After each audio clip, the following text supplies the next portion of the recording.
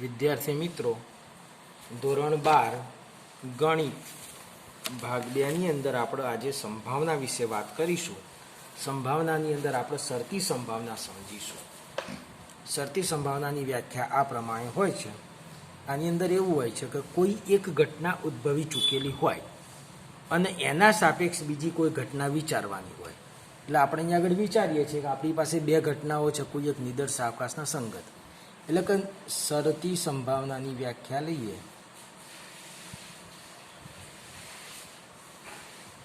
તો આપેલ નિદર્શ અવકાશ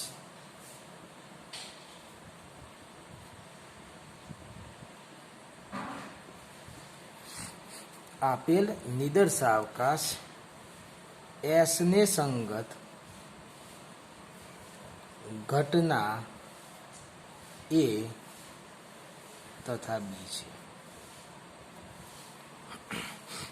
હવે PB is not equal to 0 હોય એટલે કે બી ઘટના ઉદ્ભવી ચૂકેલી હોય. 0 હોય તો ઉદ્ભવી ના હોય, પણ 0 ના હોય તો ઉદ્ભવી કહી શકાય. એટલે કે જો ઘટના બી ઉદ્ભવી ચૂકેલી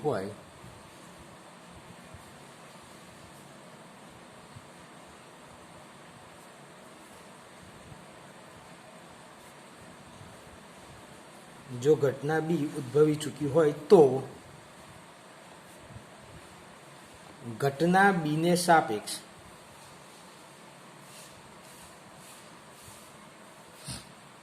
ઘટના એ ની સંભાવના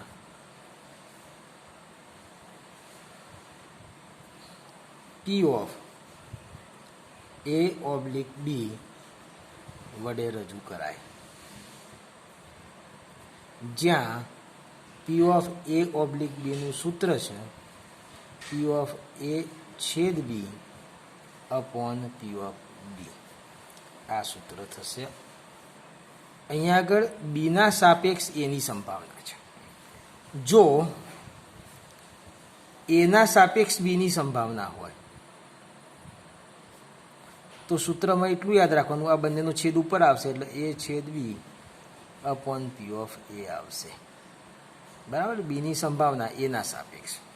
તો આ બંને રીતના તમે કોઈ પણ ઘટના એક હોય એની બીજી ઘટનાના સાપેક્ષ સંભાવના વિચારવી હોય તો આપણે વિચારી શકીએ છીએ. એ સિવાય બીજી એક વાત, ગુણાકારનો નિયમ.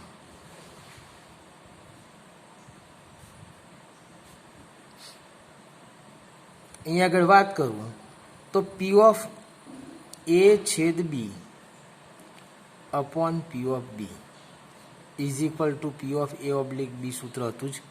આ PB ભાગાકારમાંથી સામે ગુણાકારમાં લઈ જઈએ તો P ઓફ A છેદ B is equal two PB into P of A oblique B કહી શકાય. આ જ પ્રમાણે બીજું સૂત્ર આનું આ રીતે પણ વિચારી શકાય છે. P ઓફ A હોય તો P of A into P of B oblique A. તો આ જે સૂત્રો છે બંને એ ગુણાકારનો નિયમ સૂચવે છે. આનું આગળ આ પ્રમાણે પણ વિચારી શકાય છે. તો દાખલા તરીકે P ઓફ A લીધું, એની સાથે ગુણાકારમાં P of B oblique A લીધું, એની સાથે ગુણાકારમાં P of C oblique A છેદ B લીધું. તો આવી રીતના એક લાંબી ચેઇન તમે વિચારી શકો છો. તો આ છે ગુણાકારનો નિયમ. હવે વિદ્યાર્થી મિત્રો, આપણે આ બે નિયમો પર આધારિત દાખલાઓ વિશે વાત કરીશું. તો સ્વાધ્યાય લઈએ છીએ પોઈન્ટ 1 અને એના દાખલાઓની ચર્ચા કરીએ. તો પોઈન્ટ 1 નો પહેલો દાખલો છે જે શરતી સંભાવનાની વ્યાખ્યા ઉપર જ આધારિત છે. તો પહેલા દાખલામાં આપેલું છે કે ઘટનાઓ E અને F માટે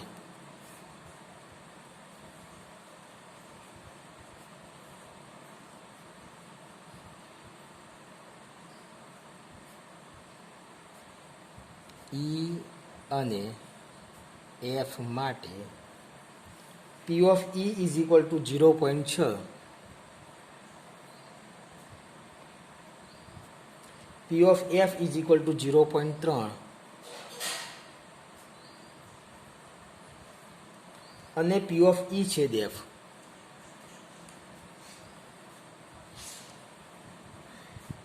ઇઝ ઇક્વલ ટુ 0.2 હોય તો P of E oblique F અને પી ઓફ એફ ઓબ્લિક ઈ શોધો. તો જો અહીંયા આપણને કિંમતો કઈ કઈ આપેલી છે, તો કે ભાઈ પી ઓફ ઈ કેટલો આપ્યો છે, તો કે 0.6.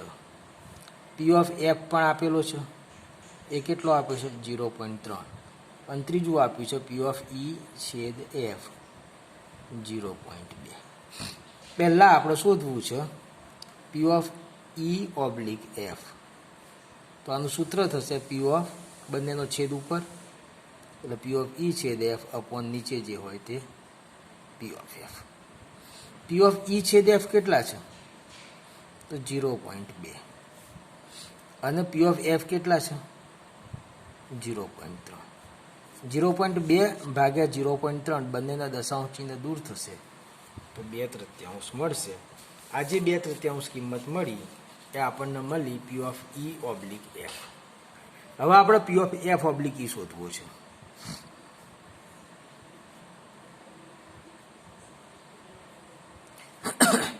તો અહીંયા પણ સૂત્ર તો એ જ થશે, આ બંનેનો છેદ એટલે પી ઓફ ઈ છેદ F upon P of E. P of E છેદ એફ આપણને 0.2 આપેલા જ હતા અને પી ઓફ ઈ આપેલો તો 0.6. તો 2/6 થશે. બંનેના દશાંશ ચિહ્ન દૂર કરશો તો 1/3.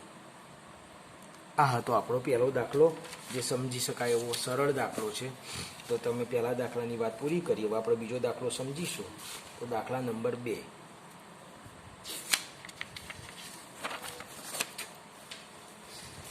ચલો, દાખલા નંબર 2 ની રકમ આ પ્રમાણે છે. પી ઓફ બી બરાબર 0.5. P of B is equal to 0.5. P of A છેદ B is equal to 0.32. P of A છેદ બી ઇઝ ઇક્વલ ટુ 0.32 હોય તો પી ઓફ એ ઓબ્લિક બી શોધો.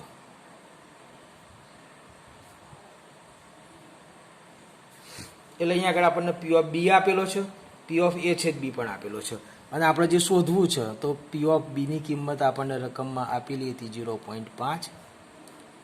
પી ઓફ એ છેદ બી આપણને આપેલો હતો 0.32.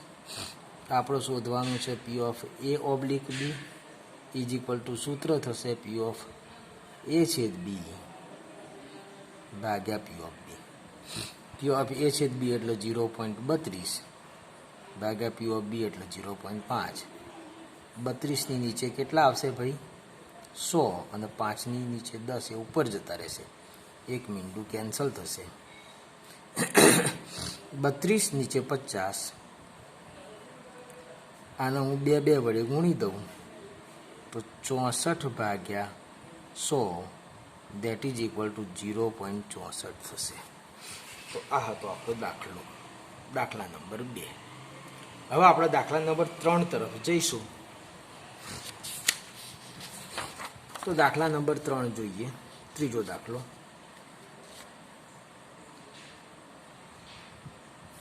ત્રીજા દાખલાની રકમ આ પ્રમાણે છે. P of A is equal to 0.8. P of B is equal to 0.5. P of A is equal to 0.8 છે. P of B is equal to 0.5 છે. P of B oblique A is equal to 0.4 છે. P of B oblique A is equal to 0.4 છે. તો પહેલું શોધવાનું છે P of A છેદ બી. બીજું શોધવાનું છે પી ઓફ એ ઓબ્લિક બી. અને આમાં ત્રીજું શોધવાનું છે પી ઓફ એ યોગ બી.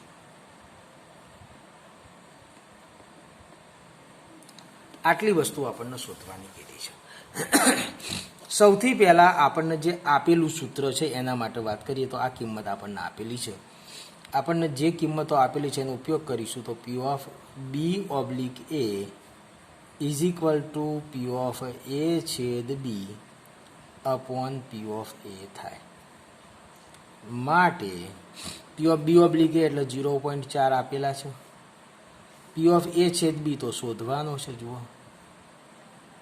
અપોન પી ઓફ એ એટલે 0.8. આ 0.8 કિંમત છે, ભાગાકારમાંથી ગુણાકારમાં લાવી દઈએ તો 0.4 ગુણ્યા 0.8 is equal to P of A છેદ બી. માટે પી ઓફ એ છેદ બી ઇઝ ઇક્વલ ટુ 8 ચોક 32, 0.32. આ આપણને પહેલી કિંમત મળી ગઈ પી ઓફ એ છેદ બીની. હવે આપણે પી ઓફ એ છેદ બી મળી ગયું એટલે આનું સૂત્ર આપણે વાપરી શકીએ છીએ. બીજો મુદ્દો લેવાનો થયો તો બીજા મુદ્દામાં P of A oblique B is equal to એનું સૂત્ર થશે પી ઓફ એ છેદ બી અપોન પી ઓફ બી.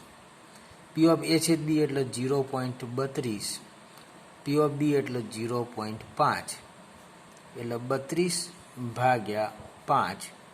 આના 100, આના 10, 0 0 કેન્સલ. ઉપર નીચે 2 ગણ્યું 32 દુ 64 અને 50 દુ 100, તો આ થશે 0.64. આ 0.64 આપણને મળશે પી ઓફ એ ઓબ્લિક બી. હવે આપણે એ યોગ બી શોધવો છે. જે ત્રીજી વસ્તુ શોધવાની છે, પી ઓફ એ યોગ બી. એ યોગ બીનું સૂત્ર આપણે આગળ 11મા ધોરણમાં જોયેલું, P of A plus P of B minus P of A છેદ બી. પી ઓફ એ એટલે 0.8 પ્લસ પી ઓફ બી એટલે 0.5 માઇનસ પી ઓફ એ છેદ બી એટલે 0.32. તો 0.8 અને 0.5 એટલે કેટલા થઈ જશે? 8 ને 2 10 ને 3 13 એટલે 1.3 થશે. એમાંથી 0.32 બાદ કરો તો 10, 8, 2 અહીંથી 10 લો, 9 ને 3 10, 11, 12 એટલે થઈ જશે કેટલા? તો કે 0.98. આ હતો આપણો દાખલા નંબર 3. હવે આપણે જઈશું આગળ દાખલા નંબર 4 તરફ.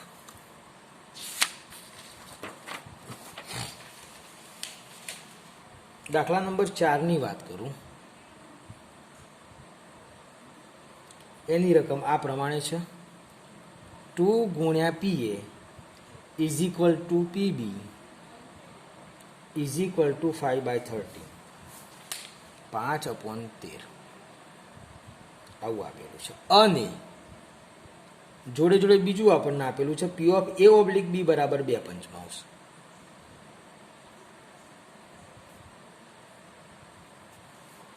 પી of A oblique B is equal to 2/5 હોય તો પી ઓફ એ યોગ બીની કિંમત શોધો.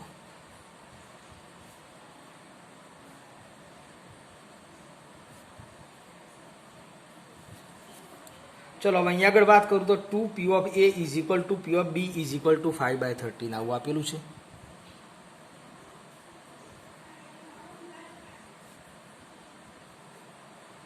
એટલે આપણે અહીંયા આગળ બંનેના અલગ અલગ કિંમતમાં મૂકીએ તો 2 P of A is equal to 5/13 અને P of B is equal to 5/13. આ બગડો છે, ગુણાકારમાંથી ભાગાકારમાં જાય તો P of A is equal to 5/26.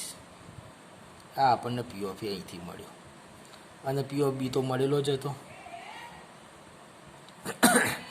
હવે આપણે જોઈએ શું તો કે એ છેદ બી. આના સૂત્રમાં કિંમત મૂકો તો પી ઓફ એ યોગ બીનું સૂત્ર તો P A plus P B minus P A છેદ બી. એટલે એ છેદ બી શોધવા માટે આપણે આના માટે ઉપયોગ કરીશું. હવે P of A oblique B is equal to P of A છેદ B upon P of B. P of A oblique B આપણને આપેલા હતા 2/5. પી ઓફ એ છેદ બી તો આપણે શોધવો છે, ભાગ્યા પી ઓફ બી એટલે 5/13. આ પી ઓફ બી છેદમાં છે, ભાગાકારમાં. આ ભાગાકારમાં છે અને ગુણાકારમાં લાવી દઈએ તો શું થશે? માટે 2/5 ગુણ્યા 5/13 is equal to P of A છેદ બી થશે. હવે અહીંયા આગળ 5 અને 5 ઉડી જાય છે, માટે પી ઓફ એ છેદ બી ઇઝ ઇક્વલ ટુ 2/13 થશે. પી એ મળી ગયો છે, પી બી મળી ગયો છે, પી એ છેદ બી મળી ગયો છે. માટે પી એ યોગ બીનું સૂત્ર વાપરીશું તો P A plus P B minus P A છેદ બી. ચલો પી એટલે 5/26 પ્લસ બીબી એટલે 5/13 માઇનસ પી એ છેદ બી એટલે 2/13. તો અહીંયા આગળ 26 લસા કરીએ તો 5/26 વત્તા 10/26 માઇનસ 4/26 ઉપર નીચે બે વડે ગુણી નાખ્યા એટલે અહીંયા 26 લસા થશે. 10 ને 5 15, 15 ઓછા 4 તો 11/26 આ આપણું એ યોગ બી થશે એવું કહી શકાય. માટે પી ઓફ એ યોગ બી ઇઝ ઇક્વલ ટુ 11/26. આ હતો આપણો દાખલા નંબર 4. હવે આપણે જોઈશું દાખલા નંબર 5ના.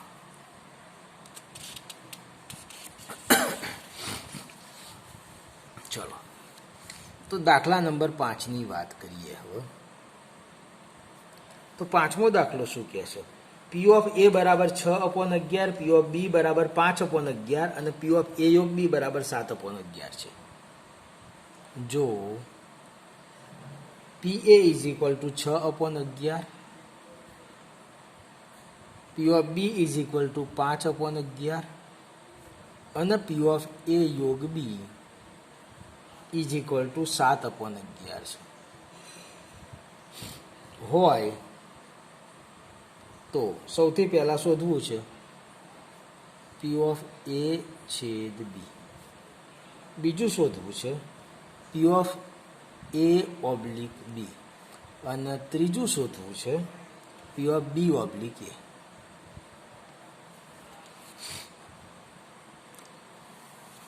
તો અહીંયા આગળ આપણે આ પી એ પ્લસ પીબી અને પી એ યોગ બી આપેલું છે તો આપણે એક સૂત્ર એ છેદ બીનું બનાવી શકાય. શરૂઆત કરું છું તો પી ઓફ એ યોગ બીના સૂત્રથી તો P A plus PB minus P A છેદ બી.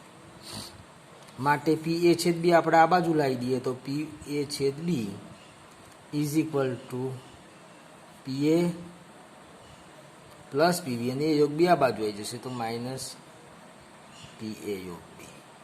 તો પી એ એટલે કેટલા? તો કે ભાઈ 6/11 પ્લસ પીબી કેટલા? તો કે 5/11 અને માઇનસ 7/11. 3 એ 3ની અંદર 11 લસા છે તો 11 લસા લઈ લીધો એટલે 6 વત્તા 5 માઇનસ 7. 6 ને 5 11, 11માંથી 7 જાય તો 8, 9, 10 અને 11 એટલે 4/11. આ આપણને મળ્યું પી ઓફ એ છેદ બી. તો આપણને પહેલી આ એક કિંમત મળી પી ઓફ એ છેદ બી જેના બરાબર કેટલા? 4/11 લીધા. હવે આપણે શોધવું શું છે? તો કે ભાઈ પી ઓફ એ ઓબ્લિક બી. તો P of A oblique B is equal to સૂત્ર જોઈએ તો પી ઓફ, એક મિનિટ પેન બદલવી પડશે. હવે આપણે આગળ વાત કરીએ પી ઓફ એ ઓબ્લિક બી. તો પી ઓફ એ ઓબ્લિક બીનું સૂત્ર વિચારીએ તો શું થશે? તો કે પી ઓફ એ છેદ બી અપોન પી ઓફ બી. હવે પી ઓફ એ છેદ બી આપણે શોધ્યું છે 4/11 ભાગ્યા પી ઓફ બી. પી ઓફ બી કેટલો છે? તો કે 5/11. આ 11 અને 11 કેન્સલ થઈ જશે તો મળશે 4/5. હવે આપણે છેલ્લે શોધવાનું છે P of B oblique A. P of B oblique એનું સૂત્ર થશે પી ઓફ બી છેદ A upon P of A. P of B છેદ એની વાત કરું તો એ છેદ બી બે છેદ એ તો સરખા જ કહેવાય એટલે જે શોધેલું હતું 4/11 ભાગ્યા પી ઓફ એ એટલે 6/11. 11 કેન્સલ થઈ જશે તો 4/6. 4/6ની વાત કરીએ તો છેદ ઉડશે 4/6 નો 2/3 એટલે 2/3 થશે. માટે પી ઓફ બી ઓબ્લિક એ બરાબર 2/3 થાય. આ આપણો ત્રીજો જવાબ થયો. આ બીજો અહીંયા છે P of A oblique D. તો આપણને 3 જવાબ મળી ગયા છે. તો આપણે આટલે રાખીશું. આગળના તાસમાં દાખલા નંબર 6 થી જોઈશું. અસ્તુ.